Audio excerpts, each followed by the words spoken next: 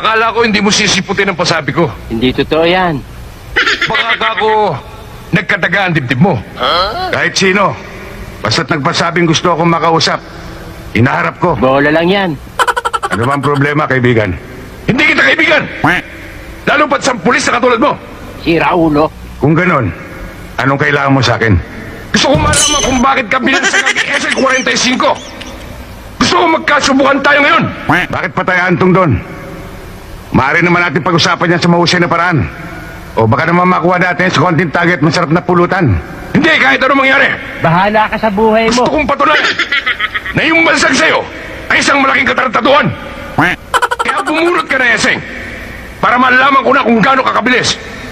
Alam mo masakit niyan? Hindi mo na malalaman yun.